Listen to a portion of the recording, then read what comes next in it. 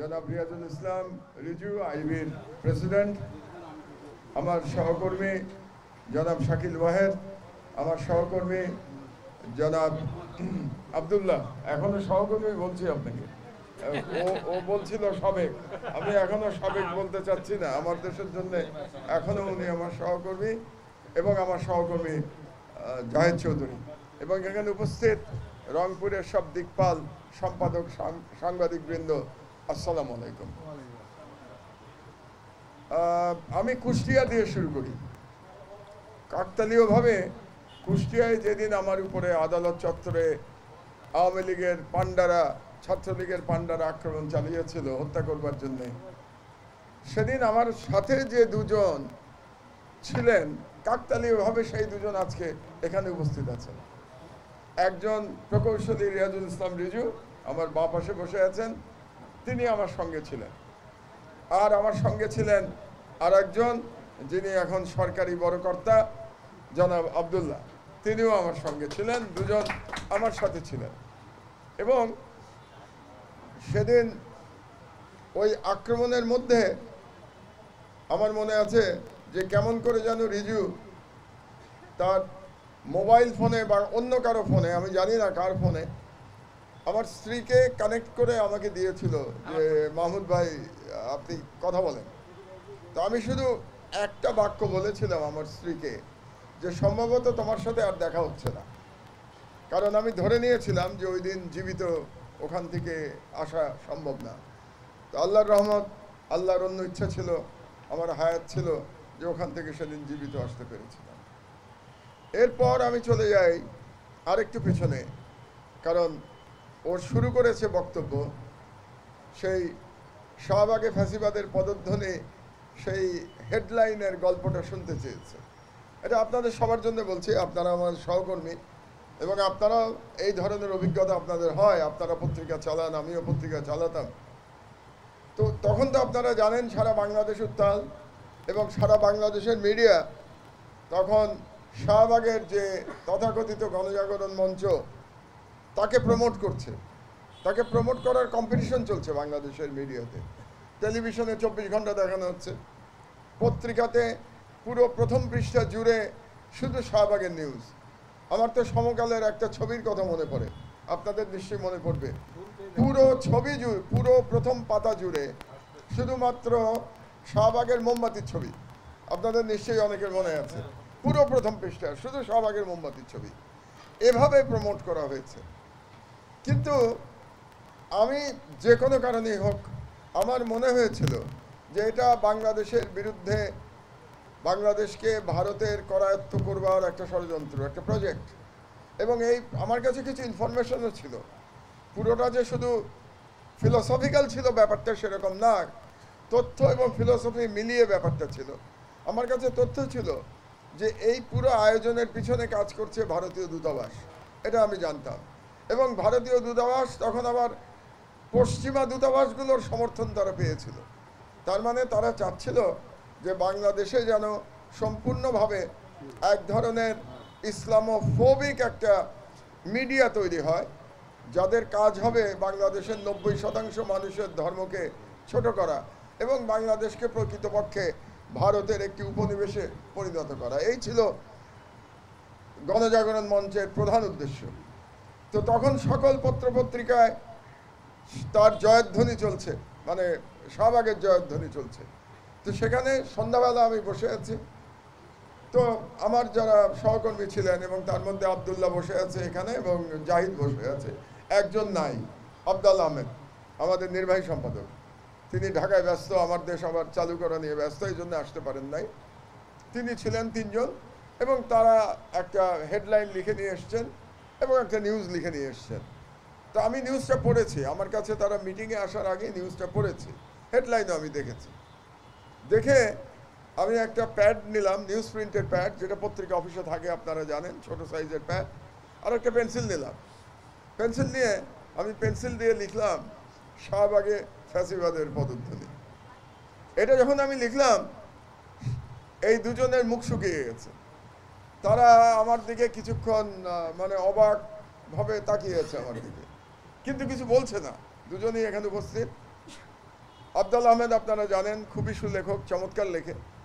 আফজাল আহমেদ একটু আমতা আমতা করে শুধু বলল, মাহমুদ ভাই, সারা দেশ একদিকে আর আপনি লিখছেন আজকে শাহবাগে ফ্যাসিবাদের পদধ্বনি, তো কালকে তাহলে মানে আমার দেশের কি অবস্থা হবে, এবং আপনি যে আজকে এটা লিখছেন এর পরিণতিটা কি দাঁড়াবে।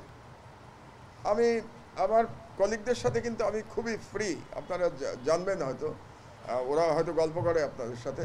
আমরা সকল বিষয়ে আলাপ আলোচনা করি পত্রিকা অফিসে, মানে বন্ধুর মতো, ভাইয়ের মতো, বোনের মতো সম্পর্ক আমার সাথে, আমার পত্রিকা অফিসের সবার। তো আমি বললাম আপনারা একদিন বুঝবেন, আজকে হয়তো বুঝবেন না। তো যেহেতু আমি সম্পাদক, কাজে আমার হেডলাইন তো আপনাদের মানতে হবে, এটা না মেনে তো আপনাদের এখন উপায় নেই, কারণ এটা আমি ডিকটেট করছি না, কিন্তু এটা তো আমার সম্পাদকের, আমার এখতিয়ার। হেডলাইন লেখাটা তো আমার এখতিয়ার, এটাতে তো আপনারা আমাকে বাধা দিতে পারবেন না। এটাই হবে কালকের হেডিং। তো ওই কাগজটা আমি ছিঁড়ে সৈয়দ আফজাল আহমেদের হাতে দিলাম যে এটা নিয়ে আর কোনো বিতর্ক করবেন না, এটা যান এবং স্টোরি লিখে নিয়ে আসেন। হেডিং আমি দিয়ে দিয়েছি, স্টোরি আমি দেখে দেবো। এই ছিল কাহিনী, এবং সেই কাহিনী আজকে ইতিহাস হয়ে গেছে। আমরা যখন বললাম যে শাহবাগে ফ্যাসিবাদের পদধ্বনি, ফ্যাসিবাদ ব্যাপারটাই তো বুঝতো না বাংলাদেশের মানুষ তখন, আজ থেকে 11 বছর আগে। আর আজকে দেখুন, আবাল বৃদ্ধ বনিতা প্রত্যেকটা রাজনীতিবিদ তাদের বক্তৃতায় ফ্যাসিস্ট ফ্যাসিস্ট ফ্যাসিস্ট। তো এই যে একজন সম্পাদকের জীবনে কতগুলো কি বলবো, কতগুলো মুহূর্ত আসে, যেটা তার জন্য ইংরেজিতে যেটাকে বলে একটা ডিফাইনিং মোমেন্ট। তো আমার সম্পাদকের জীবনের একটা ডিফাইনিং মোমেন্ট ছিল ওই হেডলাইনটা লিখে দেওয়া। আর নিজে হাতে লিখে দিয়েছিলাম, পেন্সিলে লিখে দিয়েছিলাম, নিউজ প্রিন্টের প্যাডে লিখে দিয়েছিলাম। তো আমার মনে হয় যে আমি জীবনে নানা রকম কাজ করেছি। আপনারা তো শুনলেন আমার যাত্রা শুরু হয়েছিল প্রকৌশলী হিসেবে, পরে আমি আইবিএতে পড়াশোনা করেছি, এমবিএ করেছি, বুড়ো বয়সে একটা পিএইচডি করেছি হিস্ট্রিতে। কিন্তু আমার সারা জীবনের, যদি আপনারা মনে করেন যে আমার জীবনে সাকসেস আছে, সাফল্য, আমি মনে করি আমার জীবনের সর্বোত্তম সাফল্য ওই 2013 সালের ওই হেডিংটা লিখে দেয়া, যে শাহবাগে ফ্যাসিবাদের পদধ্বনি। তো আমার মনে হয় এর চেয়ে বড় সাফল্য আমার জীবনে এ পর্যন্ত আর আসে নাই, এবং আমি তার জন্য আল্লাহর কাছে কৃতজ্ঞতা জানাই যে আমার মাথায় ওই হেডিংটা কেমন করে এসেছিল আমি জানি না। মাত্র 3টা মাত্র শব্দের হেডিং 8 কলামে। তো এই ছিল সেদিনের গল্প। তারপরে তো অনেক লম্বা সময় কেটে গেছে, 11 বছর আমাদের লড়াই সংগ্রাম কেটে গেছে। আমি জেলে গেছি 124টা মামলা, এখনও 107টা মামলা চলমান, তার মধ্যে 124টার মধ্যে আমার প্রেস লুট করে নিয়ে গেছে, আমার অফিস আগুন দিয়ে পুড়িয়ে দিয়েছে, আমার সহকর্মীরা 11 বছর ধরে বেকার হয়ে রাস্তায় রাস্তায় ঘুরে বেরিয়েছে, আমাদেরকে অনেক মূল্য চুকাতে হয়েছে। কিন্তু আমি মনে করি আমাদের সাংবাদিক জীবনের গর্ব যে আমরা এভাবে একটি মাত্র পত্রিকা সারা দেশের মিডিয়ার বিরুদ্ধে আমরা মাথা উঁচু করে দাঁড়াতে পেরেছিলাম। এটা আমাদের সবার একটা গর্বের বিষয় আজ পর্যন্ত। তো এখন যদি যে প্রশ্নটা আজকে যে মূল বিষয় আজকের, যে কেমন সাংবাদিকতা দেখতে চাই, এটা বলতে গেলে 15 বছরের প্রেক্ষাপট একটু বলতে হবে। যে আসলে শেখ হাসিনা এই যে 15 বছর ধরে একটা ভয়াবহ ফ্যাসিবাদী শাসন চালিয়ে গেল বাংলাদেশের উপরে, এতগুলো মানুষকে গুম করলো, খুন করলো, এতগুলো মানুষকে এক্সট্রা জুডিশিয়াল কিলিং করলো, বিচার বহির্ভূত হত্যা করলো, কত মানুষকে পঙ্গু করে দিল, কত মানুষ, কত মা বাবা, কত স্ত্রী জানে না তার স্বামী আর ফিরে আসবে কিনা, কত মা বাবা জানে না তার পুত্রের কি হয়েছে, কত কন্যা জানে না তার বাবা কোথায়, এখনো কেঁদে বেড়ায় প্রেস ক্লাবের সামনে। এই যে করে গেল, এটা দায় কি শুধু শেখ হাসিনা, নাকি দায় সকলে, নাকি দায় যারা চুপ করেছিল? এবং সেই দায় যদি আমি হিসাব করতে যাই, সেই দায়ের মধ্যে তো সংবাদ মাধ্যমও আছে। সংবাদ মাধ্যম কি দায় এড়াতে পারবে যে শেখ হাসিনার ফ্যাসিবাদ প্রতিষ্ঠায় তাদের ভূমিকা ছিল না? এটা কি সংবাদ মাধ্যম বলতে পারবে? আমরা যে সংবাদ সম্মেলনের নামে যে সার্কাস দেখতাম, সেখানে সব তথাকথিত সম্পাদকেরা গিয়ে যে ভাষায় কথা বলতেন, এবং আমরা অবাক হয়ে শুনতাম যে এরকম মেরুদণ্ডহীন ব্যক্তি সম্পাদক হতে পারে একটা পত্রিকা, টেলিভিশনে, এবং তারা নির্লজ্জভাবে এক ব্যক্তির স্তুতি করে যাচ্ছে। এখানে কেউ কেউ বলছে সব অদ্ভুত অদ্ভুত কথা। একজন বলছে আপনাকে আর আমরা পাবো না, আপনি তো বিশ্ব নেত্রী হয়ে গেছেন। আর একজন বলছে আমি তাকে গান শোনাতে বলছে হাসিনা, তুমি একটা গান গাও। সে বলছে আপনার বেডরুমে গিয়ে গান শুনিয়ে আসবো। মানে কি সংবাদ সম্মেলনে সাংবাদিকদের কি ভাষা, আর কথিত প্রধানমন্ত্রী কি ভাষা, এটা কি সম্ভব? এবং তার বিরুদ্ধে কোনো প্রতিবাদ নাই। এবং এর কারণটা কি ছিল? কারণটা ছিল একটা, আমার সহকর্মী আব্দুল্লাহ বলেছে, কর্পোরেট কালচার। পুরো সংবাদ মাধ্যম একটা কর্পোরেট দুনিয়ার কাছে বন্দী হয়ে গেছে। তার মানে যে সমস্ত কালো টাকার মালিক, যে সমস্ত দুর্নীতিপরায়ণ ব্যক্তি, ব্যবসায়ী কিংবা রাজনীতিবিদ, তাদের যে দুর্নীতি, এটাকে জায়েজ করবার জন্য তারা মিডিয়াকে ব্যবহার করেছে, এবং যার যার ব্যবসায়িক স্বার্থ সেটাকে দেখবার জন্য বা সেটাকে সমর্থন করবার জন্য, সে স্বার্থ উদ্ধার করবার জন্য সংবাদ মাধ্যমকে ব্যবহার করা হয়েছে। এখনও তো তাই, এখনও তো কর্পোরেট যে আমি কি বলবো চেইন, একটা শৃঙ্খল, কর্পোরেট শৃঙ্খলের কাছ থেকে তো সংবাদ মিডিয়া তো এখন মুক্ত হয় নাই। তো যতদিন আপনি কর্পোরেট শৃঙ্খল থেকে মুক্ত না হবেন, ততদিন আপনি মন খুলে লিখতে পারবেন না। কারণ আপনার যিনি মালিক তিনি আপনাকে লিখতে দেবেন না, কারণ তার নানা রকম স্বার্থ জড়িত হয়ে যাবে। এই জন্যে কর্পোরেট এই দুনিয়া থেকে মিডিয়াকে মুক্ত করাটা খুব জরুরি। কিন্তু ব্যাপারটা বলা সহজ, করা কঠিন, কারণ অনেক টাকা লাগে। একটা পত্রিকা চালাতে অনেক টাকা লাগে। তো সাধারণ মানুষ টাকা কেন লগ্নি করবে, এটা একটা প্রশ্ন চলে আসে। কাজে এটা আমাদের একটা অন্তহীন লড়াইয়ের ব্যাপার, যে আমাদেরকে লড়াই করে যেতে হবে এই কর্পোরেট কালচারের বিরুদ্ধে। এটা গেল একটা। আর দ্বিতীয় হচ্ছে সাংবাদিকদেরও একটু সাহস সঞ্চয় করতে হবে, যে হ্যাঁ সম্পাদক বলল, কিন্তু সাংবাদিক যদি বলে না আমি আপনার এই ফরমাইশি নিউজ আমি লিখতে পারবো না, এই কথাটি বলার সাহসটা সঞ্চয় করতে হবে আমাদের সকল সাংবাদিকের। সেই অর্থে সম্পাদকদেরও সাহস সঞ্চয় করতে হবে মালিককে বলতে যে আপনার কর্পোরেট কালচার, কর্পোরেট স্বার্থ, আমি সম্পাদক আমি উদ্ধার করব না। এইগুলো তার মানে এই দায়িত্বটা সাংবাদিকের আছে, এই দায়িত্বটা সম্পাদকের আছে, মালিকেরও আছে, এই দায়িত্ব মালিকেরও আছে, যে আপনারা দয়া করে আপনার সংবাদপত্রকে মাধ্যমে আপনার স্বার্থ উদ্ধার করবেন না, এই কাজটা আছে। তো এখন আমাদের একটা সুযোগ এসছে সামনে, যে আমরা যে ফ্যাসিবাদ, যে ফ্যাসিস্ট রাষ্ট্র ব্যবস্থা তো গড়ে উঠেছিল বাংলাদেশে শহীদ আবু সাঈদের আত্মত্যাগের মধ্যে দিয়ে এবং তার শাহাদাতের মধ্যে দিয়ে, এবং ওর মতো আরো অসংখ্য শহীদের শাহাদাতের মধ্যে দিয়ে আমরা মুক্তি লাভ করেছি, আমরা একটা নতুন জীবন লাভ করেছি। এবং সেই মুক্তি লাভটা কি? সেই মুক্তি লাভ আপনার আমার জনগণের ফ্রিডম, আমরা যেটাকে ফ্রিডম বলি, স্বাধীনতা, চিন্তার স্বাধীনতা, লেখার স্বাধীনতা, মিডিয়ার স্বাধীনতা, আমরা তার সুযোগ পেয়েছি। আর একটা স্বাধীনতা পেয়েছি আমরা, রাষ্ট্রের স্বাধীনতা, রাষ্ট্রের সার্বভৌমত্ব, যেটা দিল্লির কাছে চলে গিয়েছিল, সেটা মনে হচ্ছে যেন আবার ফিরে এসছে। বাংলাদেশের জনগণ দিল্লির কাছে হারানো সার্বভৌমত্ব আবার আবু সাঈদের রক্তের মধ্যে দিয়ে তারা আবার এটাকে কেড়ে নিয়েছে দু হাতের মধ্যে, বাংলাদেশ সার্বভৌমত্ব।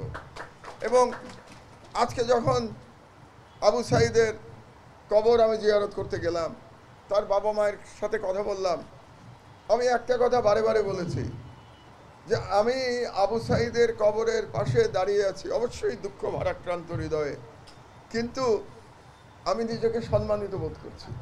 আবু সাঈদের কবরের পাশে দাঁড়িয়ে আমি নিজেকে সম্মানিত বোধ করেছি। আমার মনে হয়েছে যে আমি আবু সাঈদের দেশের মানুষ। আমার মনে হয়েছে আমি আবু সাঈদের তুলনায় অনেক ক্ষুদ্র। আমি লড়াই করেছি, আমারও রক্ত ঝরেছে, আপনারা শুনেছেন, কিন্তু আবু সাঈদের মতো ওরকম সাহস দেখাতে পারি নাই যে উদ্যত বন্দুকের সামনে, হাসিনার জল্লাদদের বন্দুকের সামনে দুই হাত বাড়িয়ে দিয়ে আমি দাঁড়িয়ে থাকবো, অতটা সাহস আমি দেখাতে পারি নাই।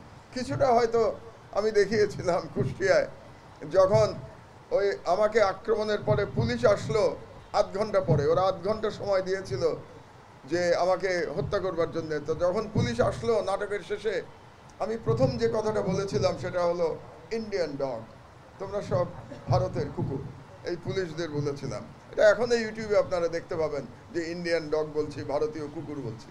আমার তখন মনে হয় নাই যে ওরা ইচ্ছা করলে আমাকে গুলি করে দিতে পারে, এটা আমার মাথায় আসে নাই তখন। যাই হোক, তো আজকে যেটা বলছিলাম যে আবু সাঈদদের রক্তের উপরে যে দ্বিতীয় স্বাধীনতা আমরা লাভ করেছি, সেই স্বাধীনতা রক্ষায় আমাদের সাংবাদিক সমাজকে ঐক্যবদ্ধ হতে হবে। আমাদের সাংবাদিক সমাজকে আজকে বলতে হবে আমরা কোনো কর্পোরেট মালিকের ক্রীড়নকের ভূমিকা পালন করব না। আজকে সম্পাদকদের বলতে হবে আমরা মালিকের স্বার্থ উদ্ধারে পত্রিকাকে ব্যবহার হতে দেব না, প্রয়োজনে আমরা চাকরি ছেড়ে দেব। সাংবাদিকদের বলতে হবে সম্পাদককে যে আপনার নির্দেশে আমরা ফরমাইশি নিউজ পাঠাতে পারবো না, আমরা যা সত্য তাই বলবো। তাহলে এই দায়িত্বগুলো যদি আমরা পালন করি তাহলে মনে হবে যে আবু সাঈদ যে জন্যে জীবন দিয়েছে সে, তার প্রতি আমরা আমাদের দায়িত্ব পালন করতে পারলাম। সুতরাং এই সংবাদ মাধ্যম আমি দেখতে চাই যেই সংবাদ মাধ্যমে সবাই সবার কথা বলতে পারবে, তথ্যভিত্তিক কথা হতে হবে, কিন্তু সবাই সবার কথা বলতে পারবে। যেমন ধরুন রাজনৈতিক চিন্তা চেতনার দিকে, রাজনৈতিক চিন্তা চেতনা, ধর্মীয় চিন্তা চেতনার দিকে বাংলাদেশের, আমার দেশের এক ধরনের সম্পাদকীয় নীতি। যেমন আমার দেশের সম্পাদকীয়, আমি যখন দায়িত্ব নিলাম তার আগে মাস ছেড়ে লেখা থাকতো আমার দেশ সবার কথা বলে, সবার কথা বলে। আমি হেসে আমার কলিগদের বললাম, আচ্ছা আমার দেশ কি চোর ডাকাতের কথাও বলে? আপনারা যে বলছেন আমার দেশ সবার কথা বলে, আপনার মনে আছে নিশ্চয়ই না যে আমার দেশ কি দুর্নীতিবাজের কথা বলে, আমার দেশ কি চোর ডাকাতের পাশে থাকে? তাহলে সবার কথা বলে বলছেন কেন? আমি ওটাকে কেটে লিখেছিলাম ওই দিন আমার দেশ স্বাধীনতার কথা বলে। তার মানে এই স্বাধীনতা দুটো, এই স্বাধীনতার অর্থ দুটো। একটা স্বাধীনতা জনগণের স্বাধীনতা, জনগণের মত প্রকাশের স্বাধীনতা, জনগণের লেখার স্বাধীনতা, আর একটা স্বাধীনতা রাষ্ট্রের স্বাধীনতা। বাংলাদেশ যেন কোনো বিদেশি শক্তির কাছে মাথা নত না করে। কাজে আমার দেশ ওই দুই ধরনের স্বাধীনতার কথা বলে, আমার দেশ লেখার স্বাধীনতার কথা বলে, আমার দেশ রাষ্ট্রের স্বাধীনতার কথা বলে। তো কাজেই আমরা যদি এটা মনে রাখি এবং এটা মনে করে আমি যে কথাটা বলছিলাম, তাহলে আমার নীতি হলো এটা। এখন অন্য একটা পত্রিকা, আমি কোনো পত্রিকার নাম নিতে চাই না এখানে, আমি একজন সম্পাদক, এটা সমীচীন না। সেই পত্রিকা যদি মনে করে তারা কোনো বিশেষ দেশের দালালি করবে, মনে করতেই পারে, আমি কিন্তু সেই পত্রিকা বন্ধ করে দেওয়ার পক্ষপাতী না। আমি চাই সেই পত্রিকা তার মতো করে লিখবে, তার লেখার জবাব আমি আমার লেখা দিয়ে দেব। তারপরে জনগণ ঠিক করবে কে ঠিক বলছে, ওই পত্রিকা ঠিক বলছে নাকি আমার দেশ ঠিক বলছে। আমার ক্ষেত্রে কিন্তু উল্টোটা হয়েছে, আমার ক্ষেত্রে আমার পত্রিকা বন্ধ করে দেওয়া হয়েছে, আমাকে জেলে পাঠিয়ে দেওয়া হয়েছে। তার মানে আমার মত প্রকাশ আমাকে করতে দেওয়া হয় নাই। আমি বরং বলবো সকলের মত প্রকাশের অধিকার থাকতে হবে, যদি সেটা তথ্যভিত্তিক হয়, কারো মত প্রকাশে বাধা নাই। আমরা ইন্টেলেকচুয়ালি একে অপরের সাথে ফাইট করব, আমরা আর্গুমেন্ট করব, তারপরে জনগণ ঠিক করবে কারা ঠিক করছে। যেমন ধরেন আজকে 11 বছর পরে তো আমরা বলতে পারি শাহবাগ ভুল ছিল, আমার দেশ সঠিক ছিল। আজকে 11 বছর পরে এটা আমরা বলতে পারি। হ্যাঁ, সময় লেগেছে, আমাদের অনেক স্যাক্রিফাইস করতে হয়েছে, কিন্তু আজকে 11 বছর পরে বাংলাদেশের মানুষ স্বীকার করছে যে শাহবাগে সেদিন ফ্যাসিবাদের পদধ্বনি ছিল, যেটা আমার দেশ একমাত্র লিখেছিল। তাহলে কাল বলে না ইতিহাস বিচার করবে আপনি কোথায় আছেন। কাজেই আমি এমন সাংবাদিকতা দেখতে চাই যেখানে ডিজিটাল আইনের খড়গ আমার মাথার উপরে ঝুলবে না। আমি কিন্তু একটা মামলার এটা আপনারা ভুলে গেছেন সাংবাদিকরা, আপনারা শুধু ডিজিটাল আইনের কথা বলেন। ডিজিটাল আইনের পিতা যে আইন ছিল, ফাদার যে আইন ছিল, সেটা ছিল আইসিটি অ্যাক্ট 57-58 ধারা। এটা আজকাল আমরা বলি না, তথ্য প্রযুক্তি আইন, এটা ভুলে গেছি আমরা। তথ্য প্রযুক্তি আইনের সন্তান হচ্ছে ডিজিটাল সিকিউরিটি অ্যাক্ট। আমি কিন্তু 1 নম্বর আসামি, তথ্য প্রযুক্তি আইনের 1 নম্বর আসামি আমি, এবং প্রথম মামলার আসামি আমি। কেন? স্কাইপ কেলেঙ্কারি প্রকাশ করবার জন্য। স্কাইপ কেলেঙ্কারি প্রকাশ করবার জন্য। আচ্ছা, আপনারা সবাই সম্পাদক, সাংবাদিক এখানে আছেন। অনুসন্ধানী একটা সম্পাদক, একটা সাংবাদিক জীবনে কি করতে চায়? অনুসন্ধানী সাংবাদিকতা করতে চায়। সে বলতে চায় যে আমার এমন একটা নিউজ হবে, এমন নিউজ আমি বের করব যেটা আরেকজন পারেন। এটা তো কম্পিটিশন।